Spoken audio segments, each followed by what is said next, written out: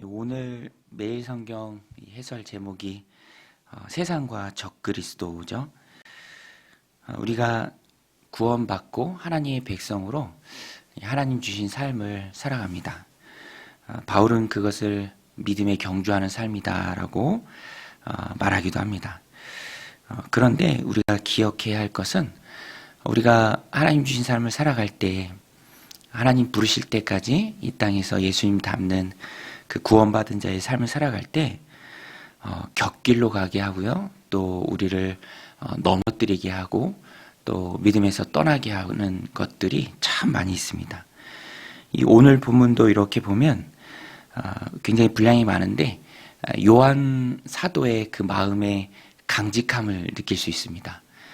그것이 어떤 강직함이냐면 세상에 있는 하나님의 백성들이 정말로 미혹되지 않고 세상에 미혹되지 않고 세상을 살아가지 않고 곁길로 치우치지 않고 정말 올곧게 그 믿음의 길을 가기를 원하는 그 사도의 강직한 마음을 느낄 수 있습니다. 그만큼 세상이 혼미하고요. 또 미혹의 영들이 많이 있습니다. 오늘 본문에도 보면 당시에 유행하던 이단 사상들 또 그리스도를 대적하는 적그리스도들 그것들이 참 많이 있다. 그것을 말하면서 깨어있기를 주문합니다. 요한 사도는 이 말씀을 전하면서 그들 안에 이미 세상을 이길 수 있는 능력이 있다라고 말합니다. 14절에 보면 아이들아 내가 너희에게 쓴 것은 너희가 아버지를 알았으며 아비들아 내가 너희에게 쓴 것은 너희가 태초부터 계신 이를 알았으며 청년들아 내가 너희에게 쓴 것은 너희가 강하고 하나님의 말씀이 너희 안에 거하시며 너희가 흉악한 자를 이기었음이라. 이미 그리스도 예수의 능력에 힘입어서 악한 세상을 이기신 예수님처럼 세상을 이길 능력이 우리 안에 있다라는 것을 요한 사도가 깨닫게 합니다. 그리고 또 세상을 살아갈 때 악한 영에게 미혹되지 않기 위해서 세상을 사랑하지 말라라고 말합니다. 세상을 사랑하지 말라. 오늘 말씀 15절에 보면 이 세상이나 세상에 있는 것들을 사랑하지 말라. 누구든지 세상을 사랑하면 아버지의 사랑이 그 안에 있지 아니하니 이는 세상에 있는 모든 것이 육신의 정욕과 안목의 정욕과 이생의 자랑이니 다 아버지께로부터 온 것이 아니요 세상으로부터 온 것이라. 그리고 요한 사도가 말하죠. 영원한 것을 붙들라. 17절에 보면 이 세상도 그 정욕도 지나가되 오직 하나님의 뜻을 행하는 자는 영원히 거하느니라. 세상을 살아갈 때 세상을 사랑하지 말라라고 말합니다. 세상을 사랑하면 세상의 마음을 빼앗기게 되죠. 육신의 정욕과 안목의 정욕 또 이생의 자랑에 마음을 빼앗겨서 그것들을 위해 살아가게 되는데 그러나 우리가 잊지 말아야 할 것은 그것은 지나가는 것입니다. 세상도 그 정욕도 지나가되 오직 하나님의 뜻을 행하는 자는 영원히 거하느니라. 고린도 전서 15장이 부활장인데요. 그 부활장을 마무리할 때 이렇게 말합니다. 그러므로 내 사랑하는 형제들아 견실하며 흔들리지 말고 항상 주의 일에 더욱 힘쓰는 자들이 되라. 이는 너희 수고가 주 안에서 헛되지 않은 줄 알미라. 바울이 수고라고 말했는데요. 그 수고가 헛되지 않다라는 것이 세상에서 어떤 열매를 얻는다라기보다는 부활장의 마지막이잖아요. 부활하신 주님 앞에 나아갈 때 우리도 부활해서 나아갈 때 내가 이 땅을 살아가며 주의 이름으로 당한 그 수고 또 그 노력이 헛되지 않은 그 보상을 주님께서 주신다라는 것입니다. 그래서 그리스도인은 세상을 사랑하지만 세상을 사랑해서는 안 되고요. 영원한 천국을 사모하는 마음으로 살아가야 합니다. 그래서 유혹이 많고 또 세상에 사랑할 것들이 많은 때를 살아가는 그리스도인은 매일의 삶 가운데 그러한 결단이 있어야 합니다.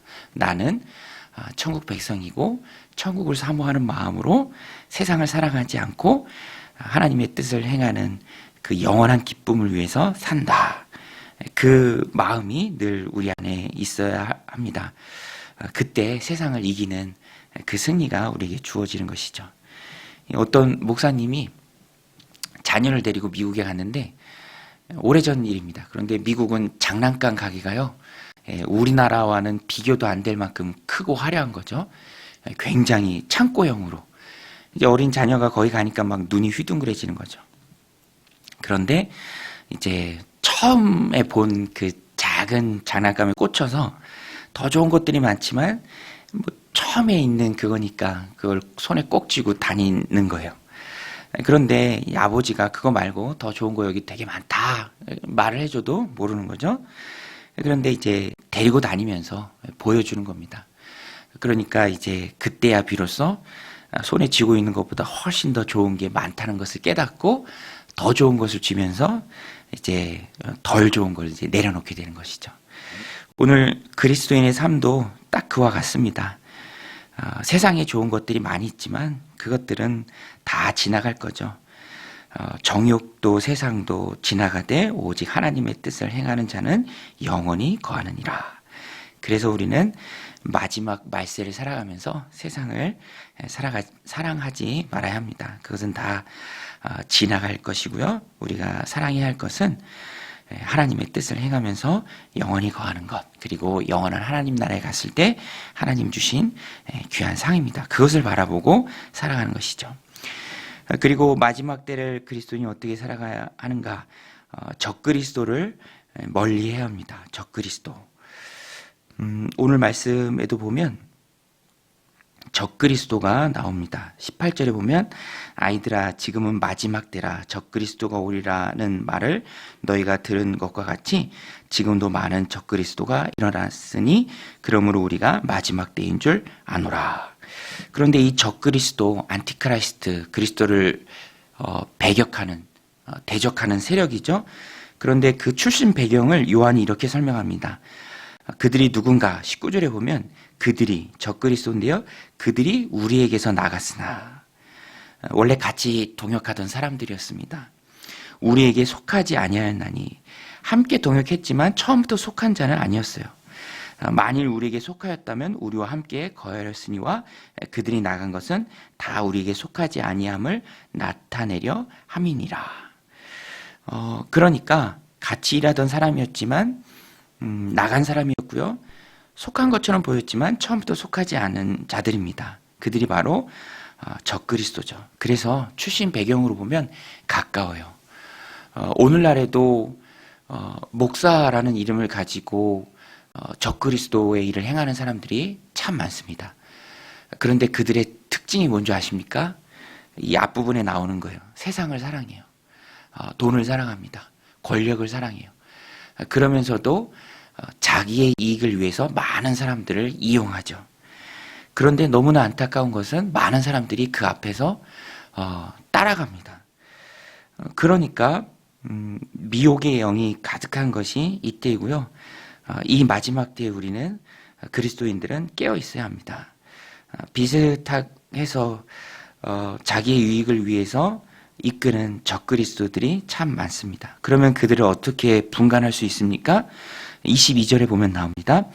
22절에 보면 거짓말하는 자가 누구냐?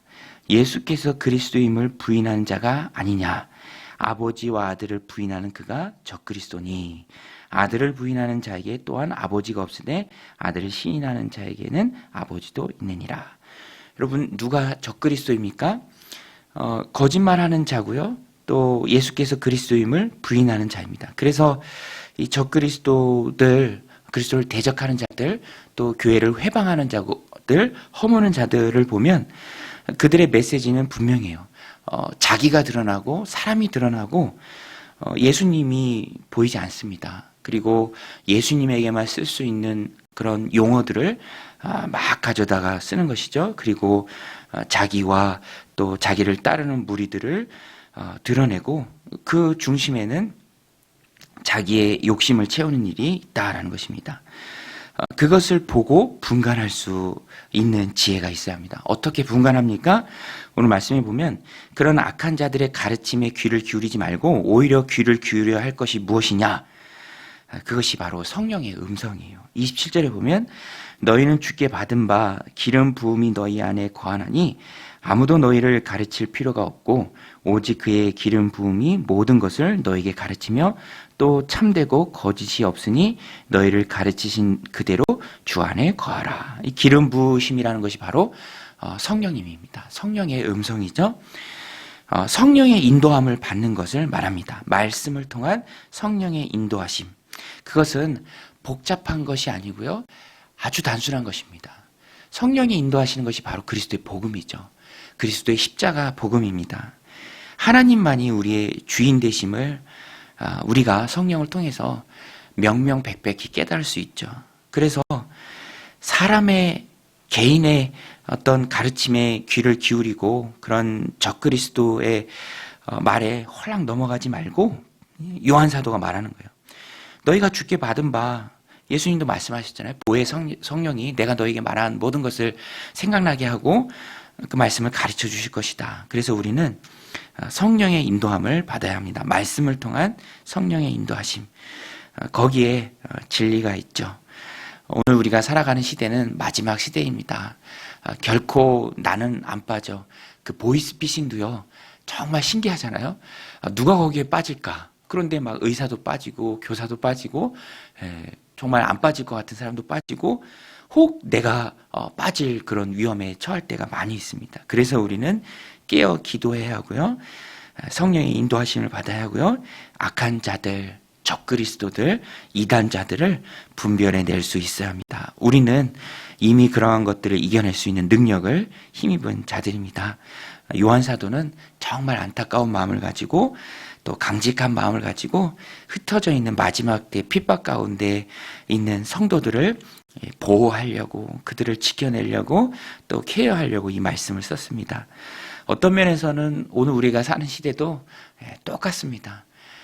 핍박은 오히려 안으로 힘을 가지고 이제 뭉치게 하는데, 평온함은, 넉넉함은 오히려 더 흐트러뜨릴 때가 참 많이 있습니다.